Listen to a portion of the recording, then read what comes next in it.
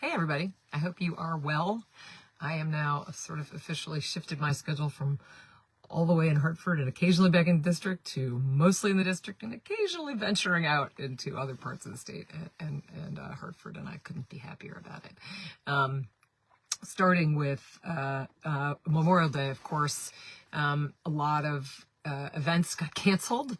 Parades got canceled because of the soggy weather, but a lot of things went on, and many of them were picnics in which local organizations had purchased food and it needed to get served to people, and so those picnics went forward. And also most towns continued with the sort of heart of the Memorial Day, which is the honoring of our servicemen and women who have paid the ultimate sacrifice for our country and for all of us. And it was nice this year to just focus on those ceremonies. It reminded me of, several years ago during COVID when all the ceremonies got canceled, and I decided instead just to visit all the cemeteries in the district, and they are incredibly beautiful, and it was quite moving to visit them all. And I caught up. I did go to the North Canaan parade and ceremony, and caught up with former Salisbury State Trooper Chris Sorrell, who is had been out in the rain all morning, adorning the graves of veterans throughout the district, and getting a little soggy himself. But also, it's really meaningful work, and to see and spend time, looking at all of the people from our region who have served our country is a pretty moving and powerful thing. And in North Canaan in particular, they also honored, people who serve on the home front, who have a lot of, family who go off to war, and how important it is for those who serve to come back home to a loving, supportive, caring family to take care of them. So it was a soggy weekend, not the usual Memorial Day weekend, but quite meaningful and special.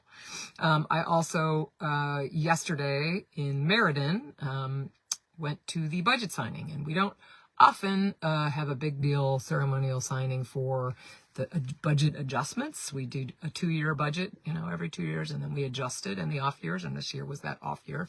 But we did a pretty significant adjustment this year, which enabled us to put significant additional resources into education, both early childhood education and in K-12 education, as well as providing significant funds to municipalities across the state, including the 9 towns of the 64th district, to help ease pressure on property taxes this year. So what we were able to do, in not only a bipartisan budget, but a very collaborative one that was really a product of all of us sitting down and listening to people in our district and municipal leaders, and understanding where the pressure points were and what people really needed in terms of support and investment in those kinds of things. So we had a big ceremony at the Platt High School in Meriden yesterday, which was quite nice, and a lot of, with all the legislative leaders and the chairs of the fiscal committees.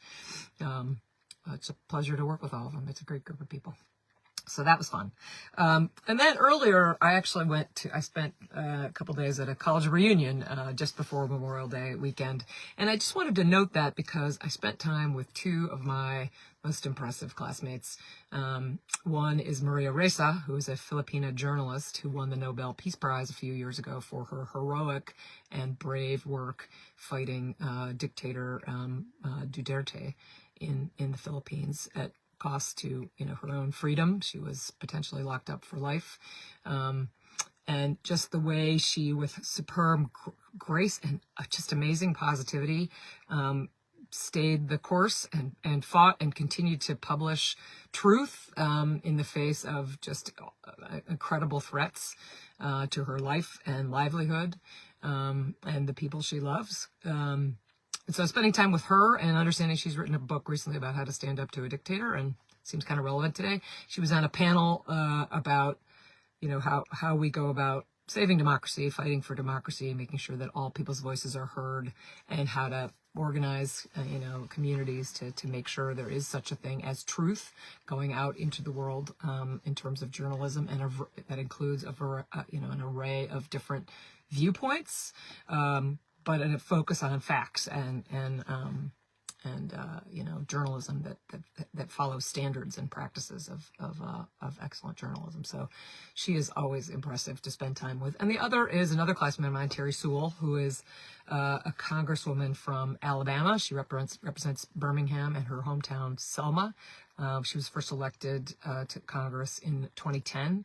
And she, of course, Alabama is in the midst of a particular redistricting battle. Alabama's has gotten in trouble several times for disenfranchising minority voters, black voters in particular, and has drew a map to create 2 opportunity districts for black voters, who I believe are about a third of the voters in Alabama, who didn't have representation before this. And anyway, they're in the midst of, getting maps drawn and redrawn, and primaries getting, pulled up from, after people have already put ballots in, getting yanked out of the system. So they're in the midst of all that. And to hear from her what it was like to be in that maelstrom of ensuring that everybody in Alabama actually gets a voice, and that there is something, there is assurance that people actually get to listen to the different perspectives in Alabama. It is not monolithic, nor is any state. They are 2 impressive women who I was privileged to spend some time with. We have lots of events coming up, lots of local events coming up. There's this coming weekend is Gun Violence Awareness Day. I think that's Friday, June 5th. Followed by Wear Orange Weekend. More about that later. And of course, graduations are coming up. My calendar is starting to fill up with, sometimes they're all at the same time, which is a little challenging, but senior awards, FFA dinners, graduations themselves, and all kinds of things. So if you or somebody in your family is a graduate this year, congratulations. And it's a lot, take the time to recognize the accomplishment that it means to graduate. And I look forward to hoping to see many of you out there. Have a great weekend.